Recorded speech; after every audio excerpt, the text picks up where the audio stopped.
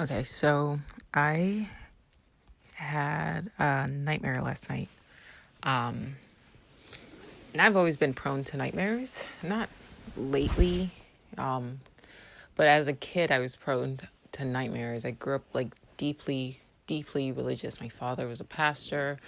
Um, I went to Catholic school, so I just was sort of programmed with a deep underlining fear being the operative word of the supernatural, of the esoteric, of the spiritual. And it manifested itself, that fear manifested itself for probably 2 decades of my life in the realm of extremely vivid, extremely scary, violent, demonic, like night terrors plus like sleep paralysis. And believe it or not, how I was able to overcome that as an adult was I forced myself in my waking reality to face a fear. And what I mean by that is like I because of all the like night terrors that I suffered from in my waking life, I would just consciously avoid anything scary, or what I deemed scary. And like I could be out in a public place. I remember this. I was out on a date with this guy and I looked up and there was like a preview for like a scary movie coming up. It was like something about ghosts or demons or something like that. I don't even remember what it was, but I still remember like looking up, seeing it, and then like looking away and like covering my ears. And he was like, "Are you okay?" And I was like, "Yeah, I'm good. I just don't, I don't want that in my psyche." So I was like that protective of my mind because, and I'm sure he probably thought I was a weirdo. I don't fucking care, but I was that protective of my psyche because I knew how my mind worked. It would incorporate whatever visuals that I saw in the commercial, a preview for that scary show or whatever movie, and it would incorporate it into my nightmares, and then that would just be another like fuel to like the night terrors that I suffered from. So I would go out of my way to avoid any sort of, visually like visual stimulus that will provoke a nightmare. I still do that to a certain extent, but not with nightmares or not with like quote scary things anymore. I protect my psyche from like violent videos because I've said, I don't want to be desensitized towards like human suffering. But I no longer avoid like quote scary shows. Man, I'm not going to go out of my way to like seek them out, but I don't go out of my way to like avoid watching something. If I find it interesting, I'll just, watch it and then I'll deal with it. And I'm going to explain what I mean by that. So the way I was able to face my fears in the waking life, as I alluded to, is by watching, believe it or not, The Walking Dead. This was when I had my salon. And so when I would have clients come in, there was like a TV and then the client would get to choose what they wanted to watch. And so I had this one client that was like a diehard fan of The Walking Dead. And I was like, nah, like, I'm not trying to watch that, yo. Like, you're going to leave, I'm going to go home. I'm going to have to like be at home with these memories of sitting here and, watching, 3-hour, 4-hour, binge of like zombies and things like that. Like, I don't want that in my psyche. And she's like, no, it's not even that. It's not that bad. It's not scary at all. Like, just watch it. You'll be fine. And I was like, no. And she like just kept insisting. It's actually a really good show. It's not even really about the demons. This was before they jumped the shark. This is like the 3rd season or whatever. And she was like, it's not even about the demon or the zombies. It's about like psychology and there's like a sociology aspect. Like, and it makes you sort of imagine like, what would you do if you were kind of placed in similar situations, So I was like, all right, fine.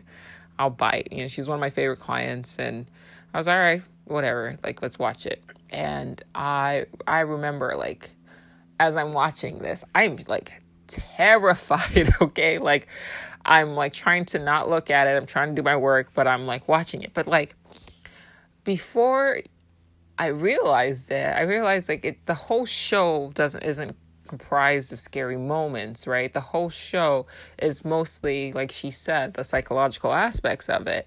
And then like every once in a while, like there's like a jump scene or something like kind of terrifying, kind of blended in. But that's not what the show really is about. It was more about the interpersonal relationships and how, a human, the basic human desire to survive. And after her appointment, I found myself going like, I'm actually really interested in finding out now what happens to the characters, because she didn't start, obviously, the episode in episode one, like she wanted to catch up on the show. And she had been binge watching it at home. So she started me off at like, I think season 2 or season 3, but in the middle of it. So I was just like, okay, what's happening? So after she left, I went home and I was like, okay, I want to watch this show, right? So my curiosity as to what happened to the, like to Rick and all the other characters, kind of overpowered my fear. Like I thought Michonne was a total badass, and I was like, all right, I want to see, I want to see what happens.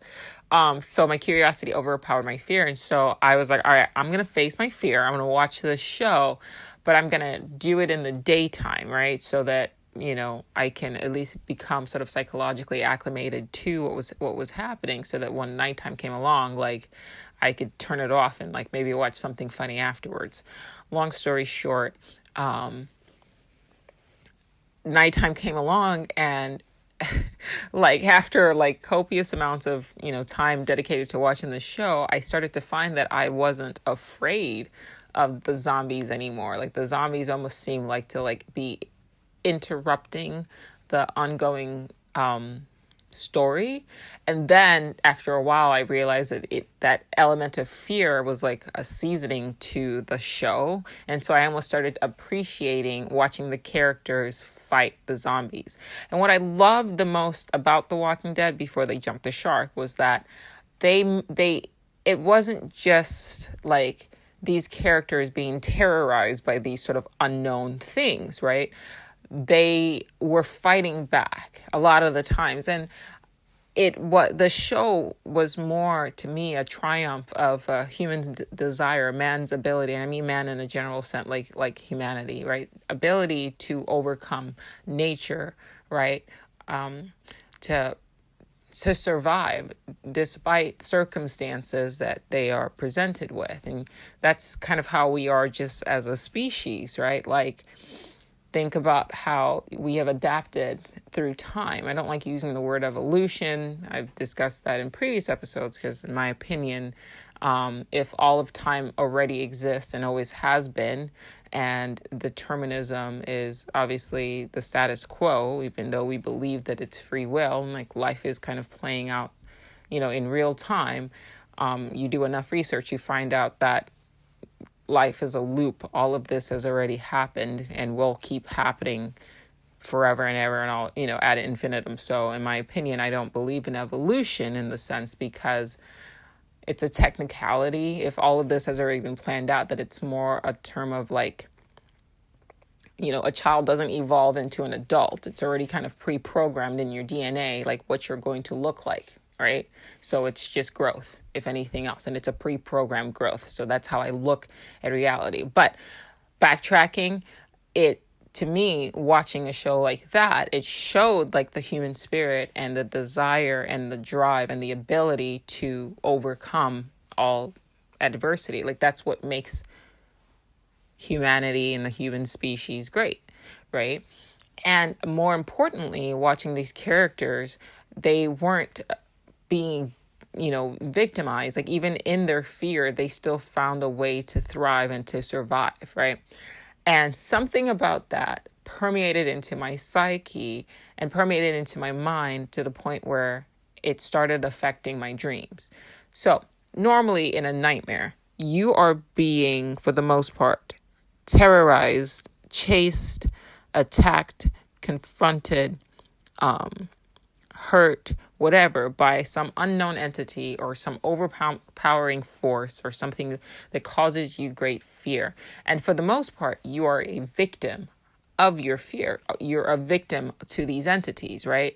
And so part of what makes nightmare is so paralyzing is because a lot of the times you're trying to get away, you're trying to run away, and either you're stuck or you can't get away, or, these things kind of overcome you, overpower you. And that's frightening because you're like not in control, right, of the situation. And that was the biggest thing for me. What my recurrent nightmares would be about would be me getting killed by, like, I've died a lot, believe it or not. They say you're not supposed to die in your dreams because you die in your dreams, you die in real life. And maybe I have died in real life and I've just shifted to, parallel multiverses where I survived. And, I've talked about this in previous episodes. So I always say this every episode, go check out my past episodes because there's great content in there. Anyway, it's an ad inside of the podcast for my own podcast. That's podcastception or adception. Yeah, adception. Anyway, but what happened was from after I started watching this, watching The Walking Dead, in my mind, my brain sort of picked up the pattern of, okay, here are human beings being chased by what I would identify as something demonic, something evil. I mean, obviously the zombies have a biological sort of component to them. However, in my mind, like, that's a demon, right? That's something monstrous, right? That's something evil. And so what I saw, though, was human beings fighting back, attacking these zombies, and a lot of the times becoming victorious over them, like outsmarting them, killing them, thwarting them, destroying them, and after a certain point, even manipulating them towards their own sort of means. That entered into my psyche, and before I realized it, my nightmares became less frightening. And what started happening was, by watching characters fight back against things that caused them to be afraid, I guess accidentally or inadvertently trained my brain to fight back against the nightmarish entities that were sort of terrorizing me in my dream world. And that, believe it or not, was how The Walking Dead helped me beat my nightmares, stop me from having nightmares. So much so that even now, this has been years. It's probably been 10 years or so. Maybe not 10 years, let's say 7 years since I stopped having, I still have nightmares in the sense of the visual content is alarming, but they no longer cause me the terrifying, fearful response, both in the dream and when I wake up, right? I mean, I used to wake up terrified, like I said, a religious background, right? So I would wake up and I would call my parents, and then they would have to pray over me, and then I would have my Bible and they would tell me to read these verses, and you got to say the name of, quote, our Lord or whatever, and that's supposed to, help. I found previously, before I started watching episodes and shows of people actually, that helicopter sounds hella close. What the fuck?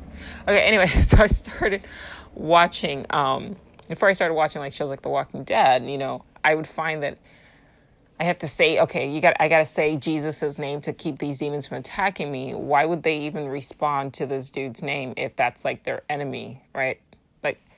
There is an episode I did called Jesus is a Demon. I would suggest, if you haven't listened to that, go listen to that, because I actually delve into that topic a bit more and how that was weird to me and how I was able to overcome a lot of fear, with logic, pretty much.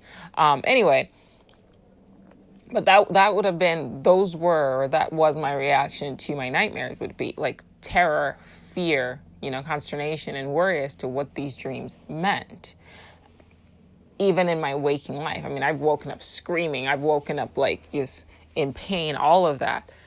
It was really bad. But after more or less priming my mind with these visuals, and I know I've talked about not binge watching shows and spending time, spending the time that you would spend watching a show, creatively, and I still mean that, but let's pay attention to what I'm talking about here. And the fact that that show did help me, at the time.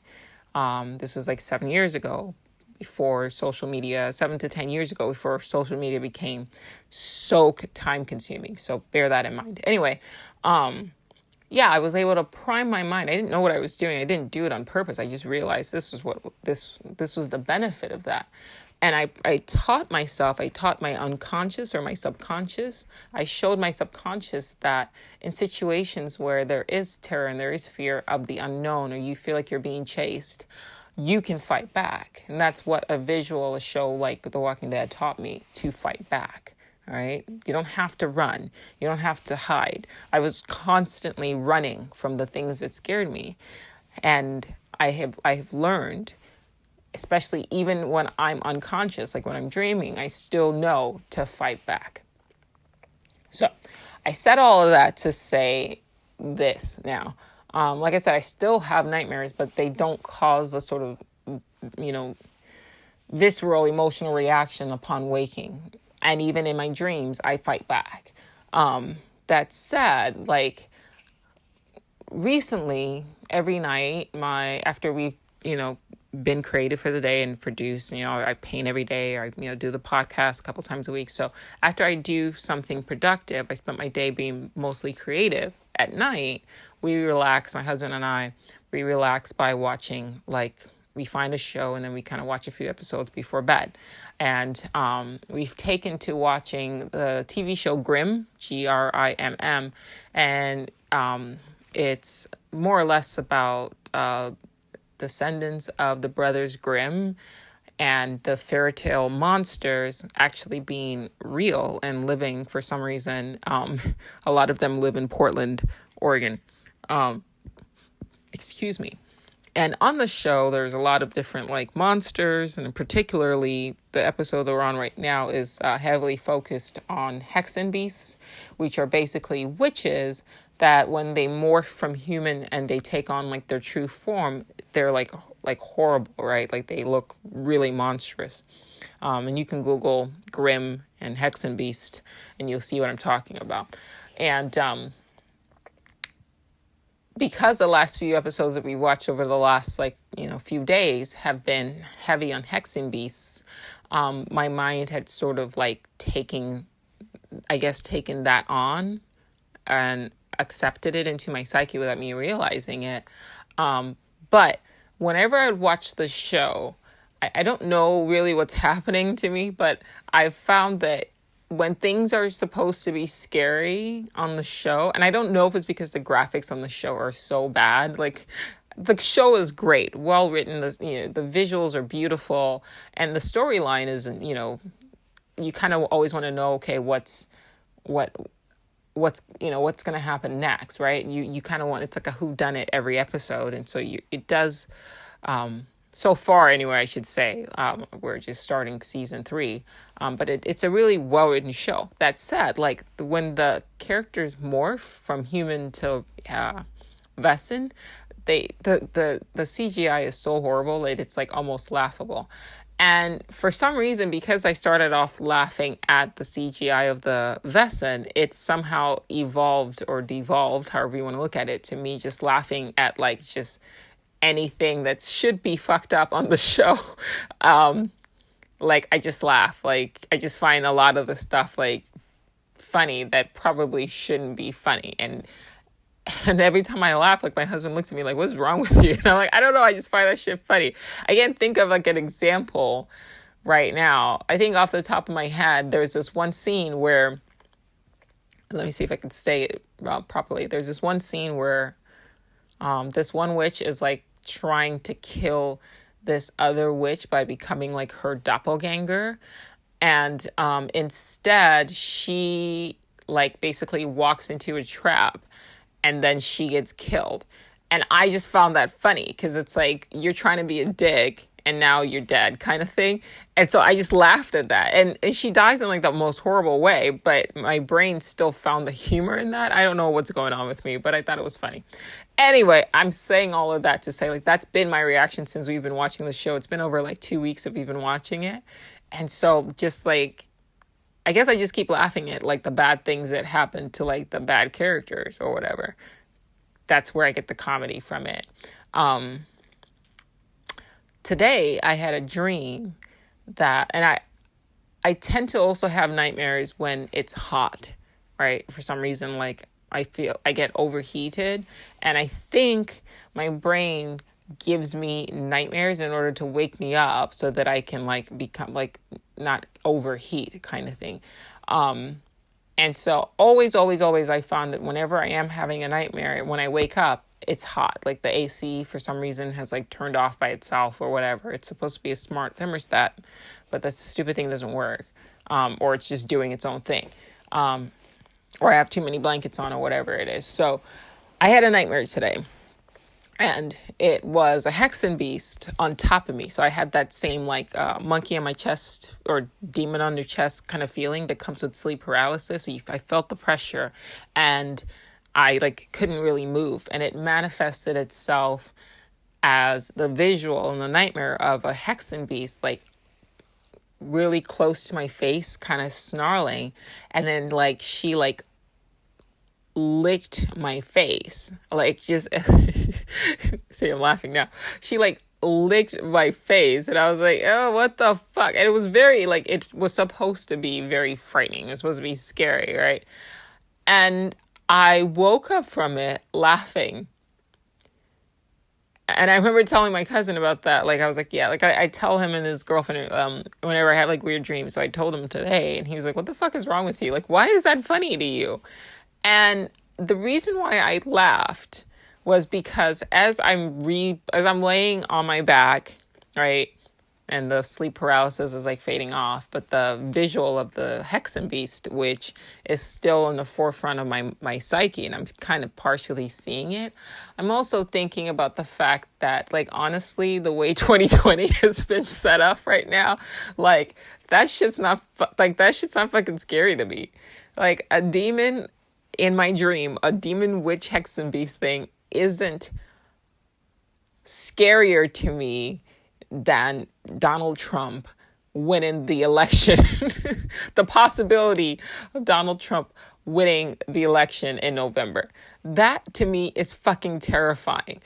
Mike Pence as VP, or for because I think Trump's brother died yesterday, and it made me think about Trump's mortality even more so, and the idea of having a person like Mike Pence, like the idea of Trump being reelected, the possibility of Trump being Trump, whatever his name is, being reelected in November is terrifying to me.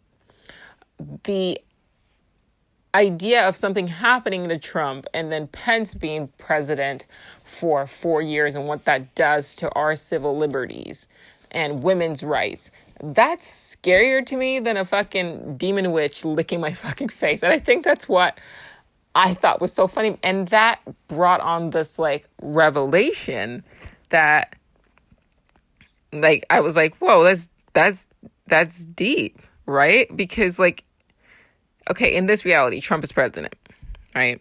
And that fact kind of entered my mind as I'm like I said, as I'm thinking about the dream, and that's way scarier. Like, what's happening in our society to me is way scarier, right? It's not even just that. It's like, not even the idea of Trump being president or Pence being president, but like watching like fascism getting ramped up, like that whole like frog in a pot kind of analogy where if you slowly turn up the heat, the frog won't realize it's being boiled alive until it's too late.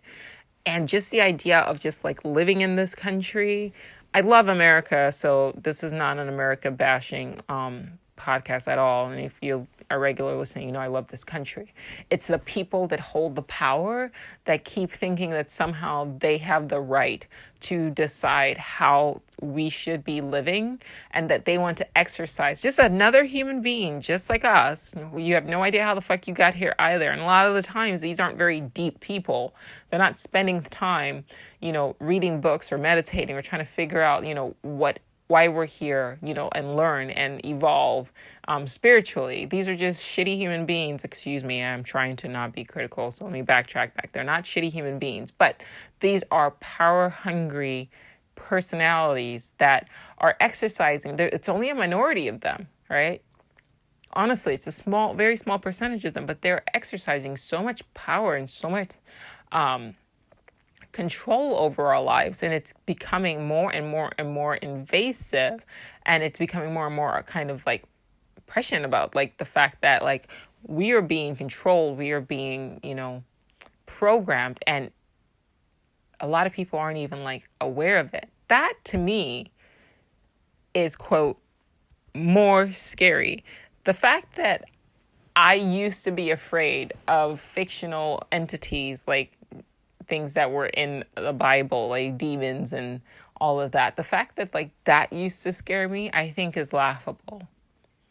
Right? And I'm not saying you should be afraid of this world. It's like me watching a show that's supposed to be scary. Like, I don't think the writers of Grimm, for the most part, expect when people watch the show to be laughing at a lot of the stuff that's happening. But for me, I watch it and I still find the humor in everything, and increasingly more so. And I guess I'm applying that same mindset to life. Like, there are some very scary aspects of our reality, which I've stated, but to take it seriously is to make these scary aspects like have a lasting impression on you beyond what it should be. It's like me taking a mirage, which is a dream. A dream is a mirage. Me waking up and still allowing, especially when I'm aware, like, okay, like it was just a fucking dream, right? Still allowing a visual to haunt me after I'm conscious of the fact that it was just something, it's particularly not even tangible in this waking reality, to me is the same as like taking this world seriously. And I say that with the deeply spiritual, deeply esoteric slant to that, because Buddhists, Hindus, they all say the same thing. Like, it's all illusion, right? So I'm talking about a dream, and I'm talking about a television, and I'm also talking about reality.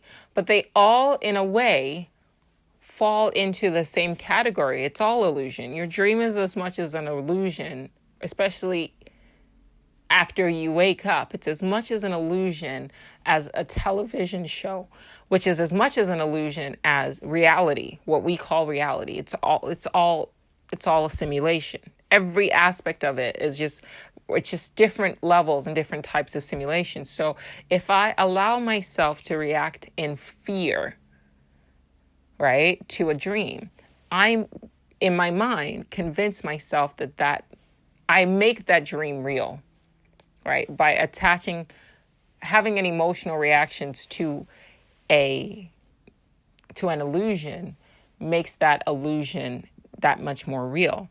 And what gives that illusion its power? It's me, right? It's my belief in it. It's the energy of my consciousness, right? I am consciousness. And so think of consciousness as a type of power, as a type of energy. If I apply my consciousness to an illusion and make that illusion, allow it to like affect me, then I make that illusion real, right? It's like a television show. I've alluded to this in like earlier episodes from like the beginning of this year, right around like February or so. I talked about how when we watch television, when we watch movies, right, or TV shows, we talk about the characters on these shows as though they have like motivations of their own.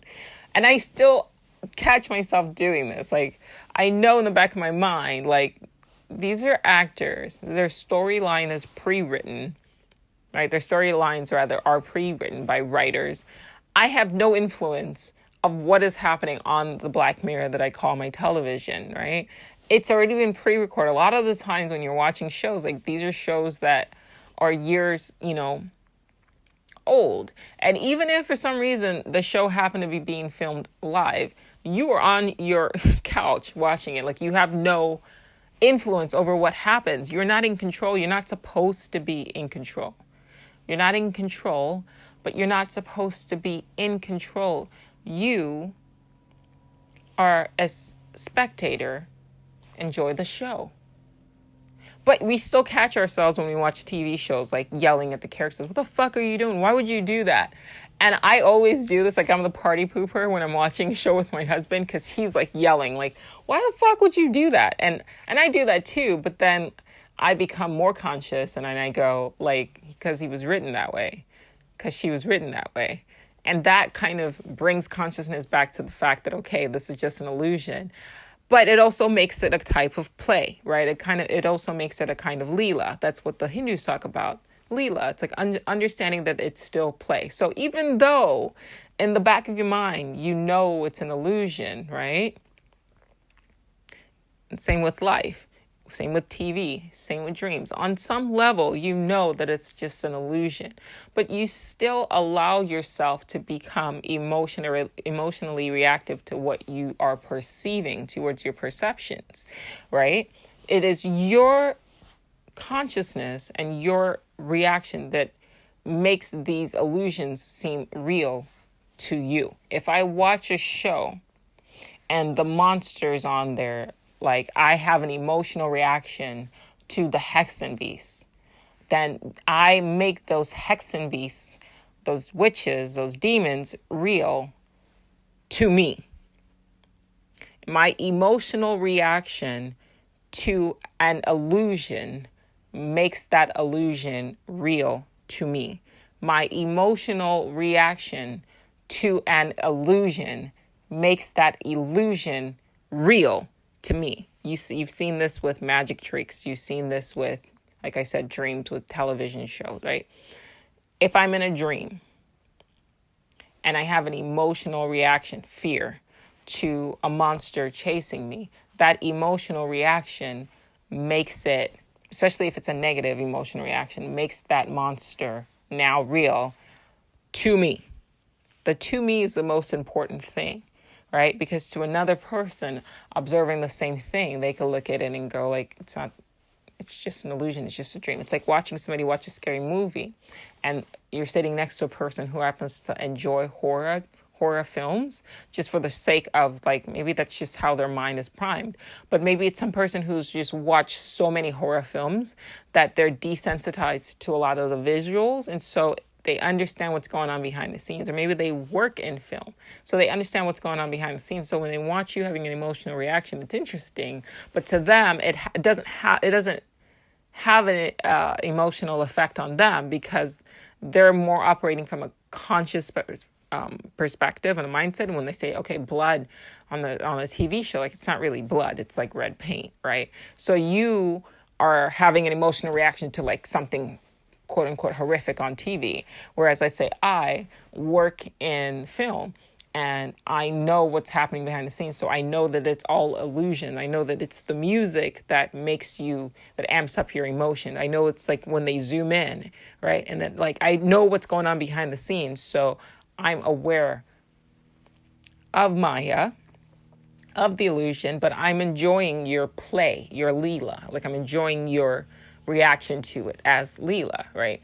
The problem is that most of us are lost in the illusion. So most of us are the people watching TV and reacting to the characters as though the characters are real. And we've seen this even to the extreme, because I've read, like, articles of actors, like, who complain that people will meet them on the street. Okay, this is a certain type of madness, but this is the argument. There's an argument here that we're all mad, right? Because we're all doing this. We're just one level removed from it, right? You can't tell me that a dream is real, a dream isn't real, television isn't real, but somehow the reality that we're living in is real, especially when all the evidence points to the fact that this is just another form of illusion. It's all illusion, right? How can you close your eyes and see things in your dream, very vivid things, when your eyes are fucking closed? Right? You can't draw the line and say, okay, well, this is just a dream. That's not real. Okay, this is just television. That's not real. But then reality, that's real. No. Like, you have to extrapolate from the micro to the macro. It's all illusion. And I think the purpose of dreams, one of the purposes of dreams, is to remind us, the subscribers, each one of us, as we get caught up in the illusion, it's to remind us that it's just, when you wake up, it's just another level of dreams. But we've heard stories of actors who complain that people will walk up to them, right? So you're just an actor, and people will walk up to them and say what the fuck did you do that for? And people are forgetting that I'm just an actor playing a role, like a villain. So I'm thinking Game of Thrones, the actor that played Joffrey, I don't even know his real name, but he was complaining about that. And after a while, he actually just quit acting. He was like, people were coming up to me and calling me Joffrey. That's not my fucking name, right? People were calling me Joffrey and then telling me that they hated me and said that I was evil based on something that I was doing on a TV show. So for a lot of people, that line is severely blurred. I don't even know if the blurred is the right word. That line for a lot of people is just outright non-existent. And as a result, they can't differentiate between the fact that what they see isn't real. Especially, they can't even differentiate the fact that what they see on TV isn't real. For some reason, they think that these people, that the roles that they're playing is who they really are, And there's a huge disconnect there. And you could look to them and say, okay, well, maybe they're just crazy on some level. But I'm making the same argument that if we take this reality and the things that happen in this waking reality as real, are we that much different, especially when we apply emotional reactions to people's behavior, right? Or to things that are happening in this reality, in this Maya?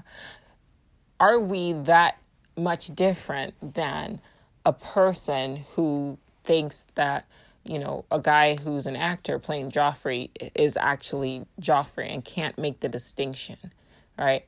A lot of us can enjoy Game of Thrones despite the emotions. We can pause and take a step back and realize that it's just illusion.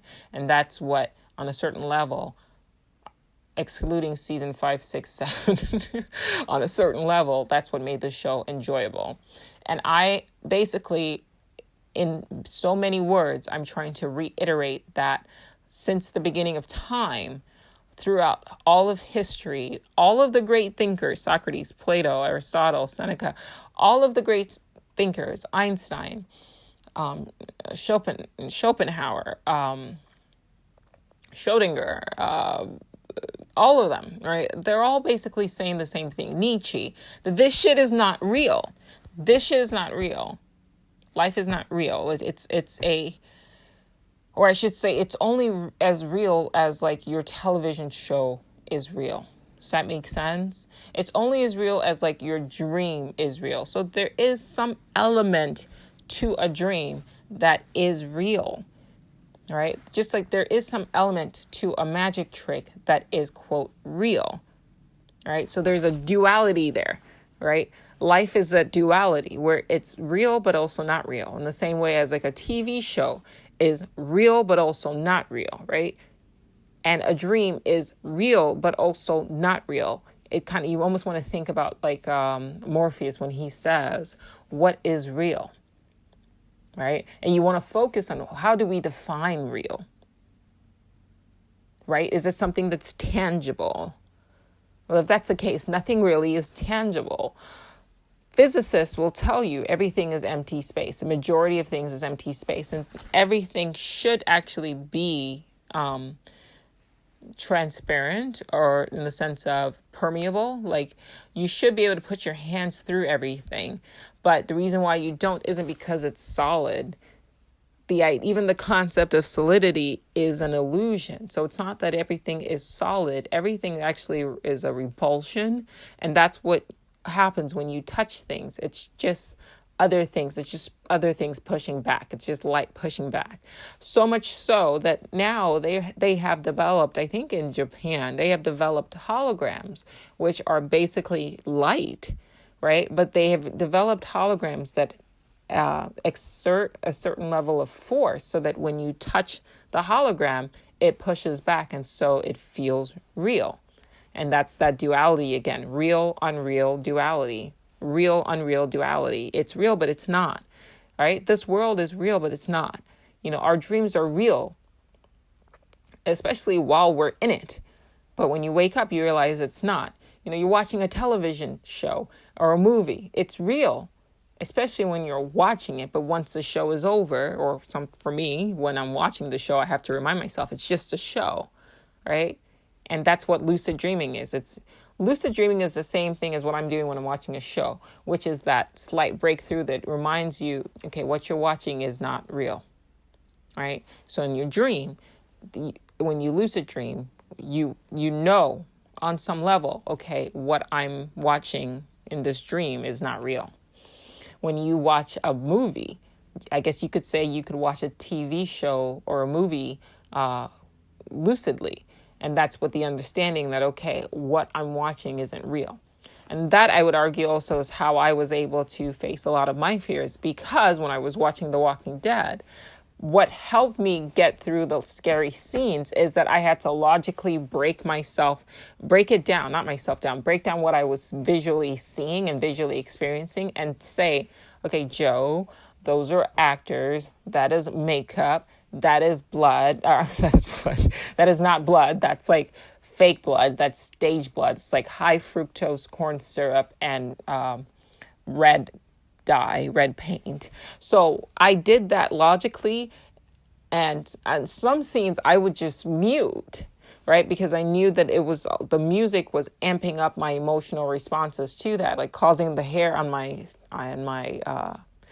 skin to kind of rise up, like giving me goosebumps. So I had to logically watch the show and break things down and remind myself by doing that this isn't real. And so by doing that, I was able to sort of dampen the physiological reactions that I was having to the show, the emotional reactions that I was having to the show that was then causing the show to feel real to my brain. And as a result, I was able to then face my fear and understand and enjoy the show with the basic understanding that the show isn't real, right?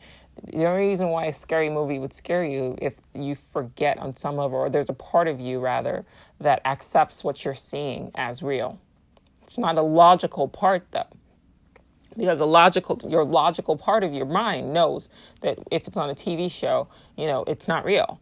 But there's the part of you that's responsible for the fear response is not logical, and it's also unconscious. So you have to tie the logical side of yourself to that unconscious side of yourself and make that unconscious side of yourself conscious with logic, break everything down and say it's not real. And then when you do that, you can now enjoy the show because you understand that it's not real and it can't really hurt you. And same thing with a dream. It's the same premise. I was able to laugh in my dream today because on some level I'm aware now. I've made myself aware of the fact that something in a dream can't hurt me. And I know that because I have had to go through all the experiences of dying probably hundreds of times, and I'm still here, wherever here is. So then if a dream can't hurt me, because obviously I've died in the dream and I'm still here, then what is there to be afraid of, right? If a movie can't hurt me, then what is there to be afraid of? Now, of course, the argument is, well, you can get hurt in this reality.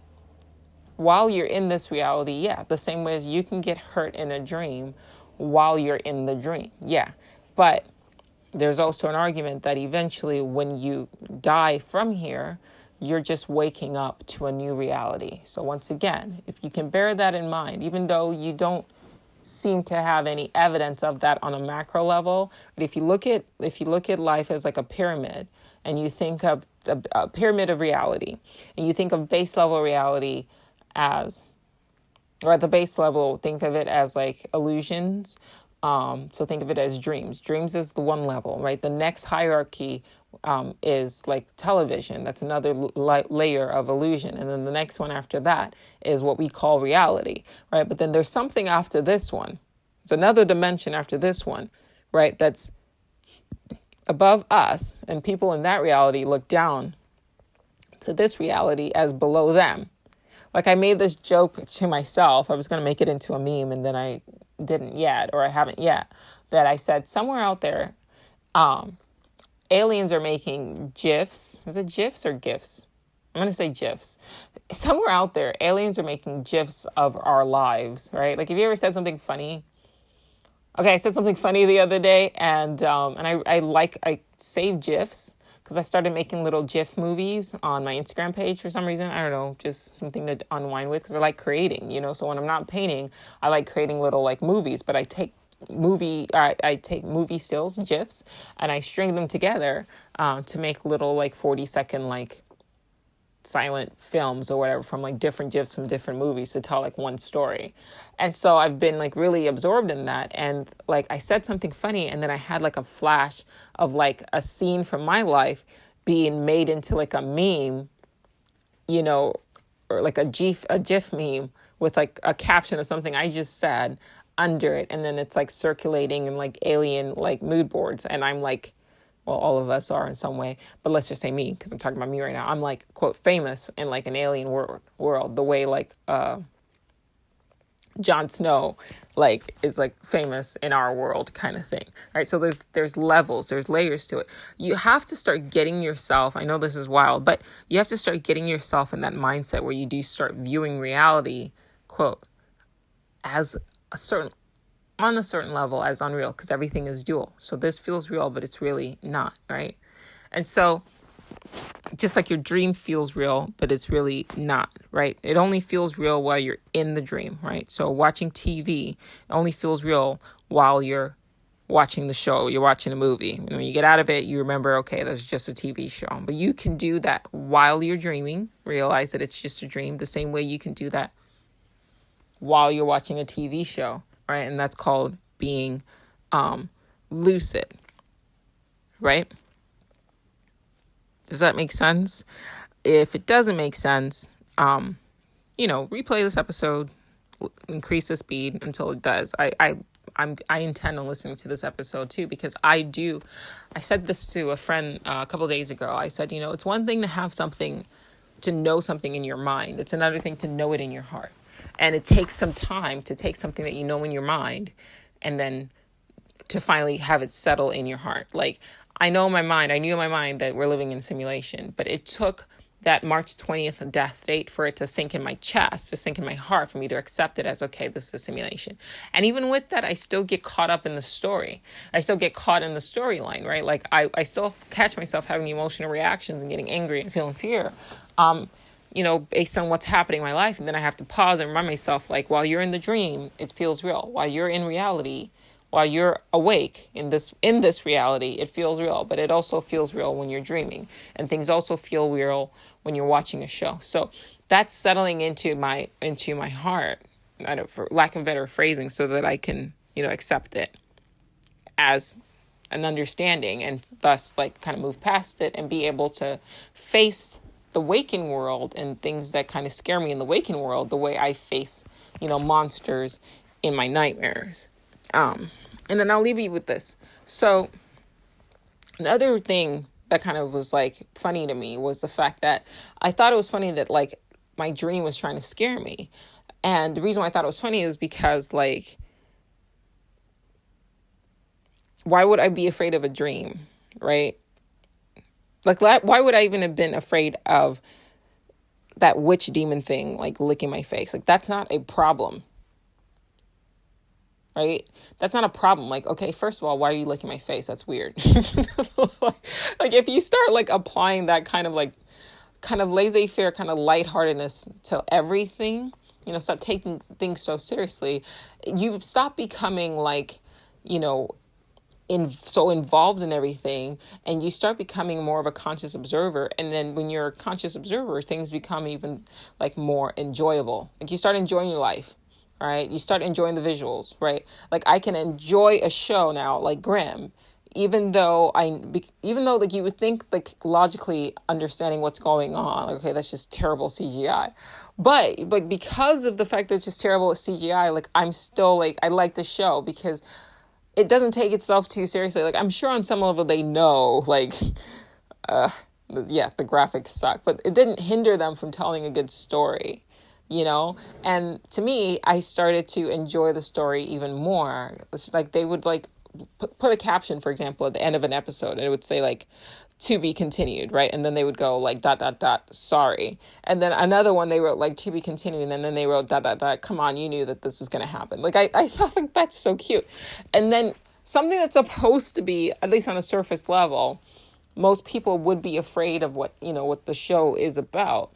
Once you start kind of looking at these things, it becomes more enjoyable. You start looking at the characters and you start appreciating their nuances. Like Juliet, for example, on Grimm, she has beautiful red hair and these large eyes.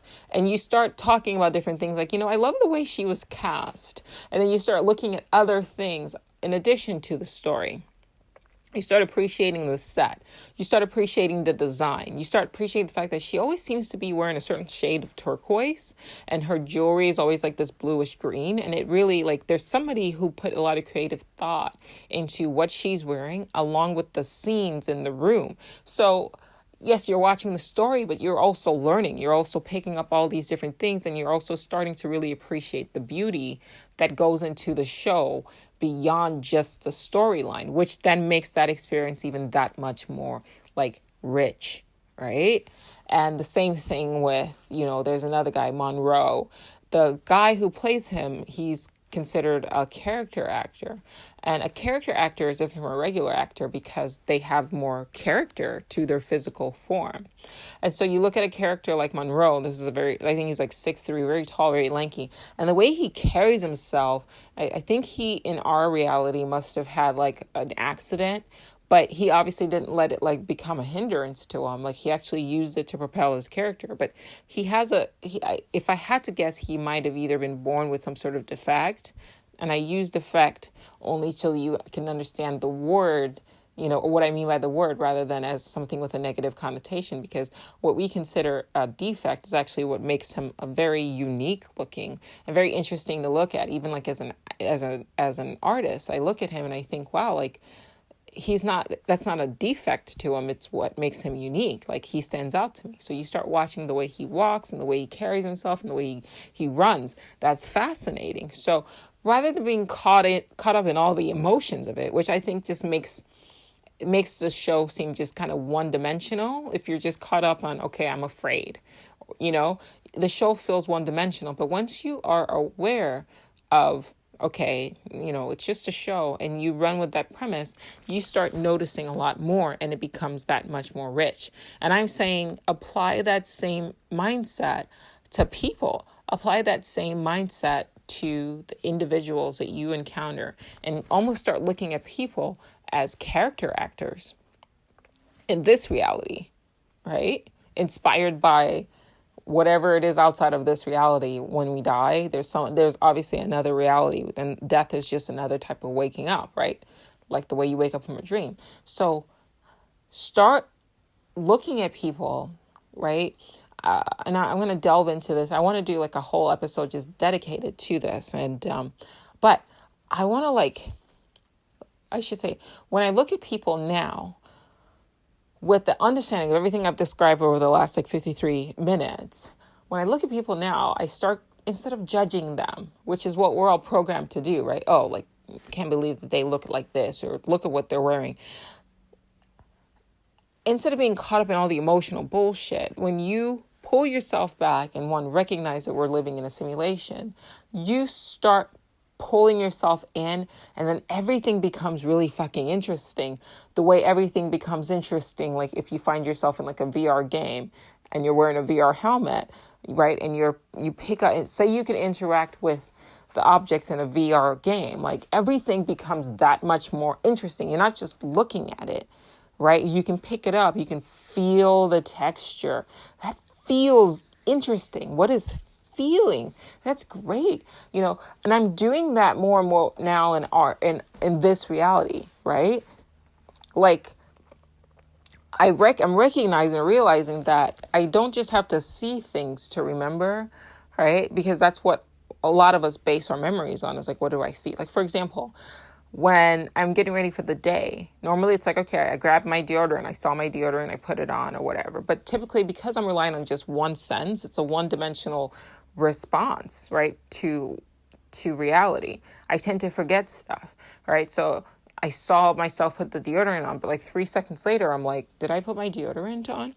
But now that I'm more and more starting to look at our reality, quote, reality, our simulated reality, what we call reality, I'm starting to look at it the way I look at a TV. I'm looking at Grimm, where instead of just like watching the storyline, I'm also looking to learn from different things that I see, right? Like the color scheme in a scene, right? Or the way their hair is styled, or little quirks in like the way the actor moves their eyes. Like, what is acting really? What can I observe? Like, so the show becomes richer, right? By making these like observations. I'm not just watching it, for sheer entertainment. The show becomes richer.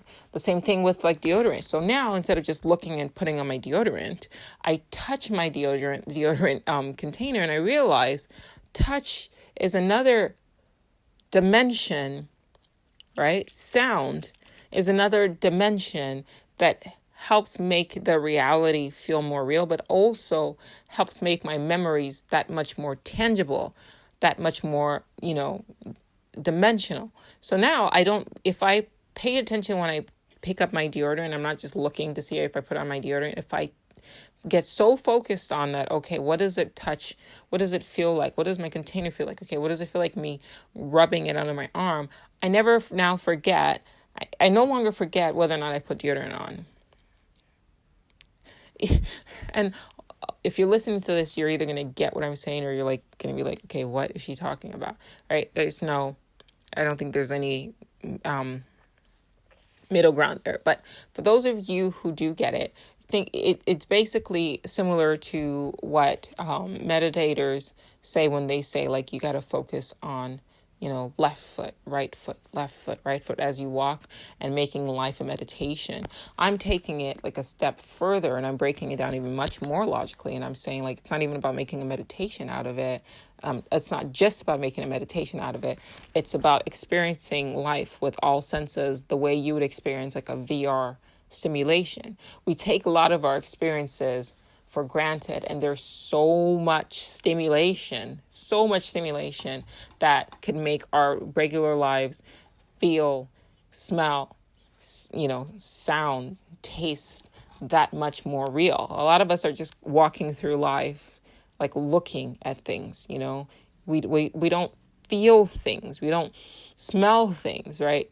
There is I read something somewhere how like Native Americans, because they're I think it was like Native Americans, when they interacted with Europeans, it seemed like their senses were that much more heightened because they were so in touch with nature that they could smell things from miles away. They could hear things, that a normal, like a European American, or European at the time, I should say, couldn't hear. So they almost seemed to have like, quote, superhuman abilities, but they aren't superhuman abilities.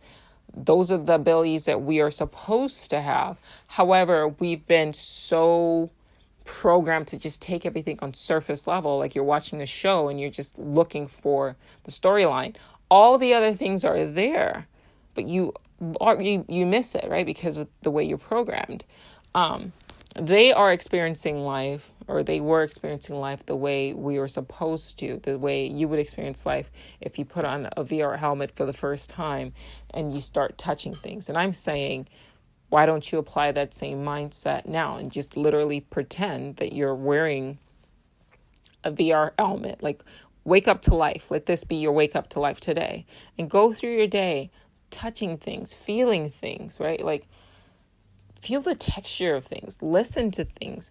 When you hear people's voices, listen to the fact that, like, literally it's not one voice. Like, it's like there's a bass level, there's like a little bit of an edge, there's like a bit of a whisper. There's so much dimension to life that we miss it because we're so caught up in the emotional bullshit. We're so caught up in the fear of it and the worry and all that other stuff that it makes, I could say we could be having an even richer experienced life if you, one, recognize that it's all illusion, and two, appreciate the time, energy, and effort that has gone into the illusion. And that would make your experience that much more rich, that much more dimensional. Anyway, thanks for listening.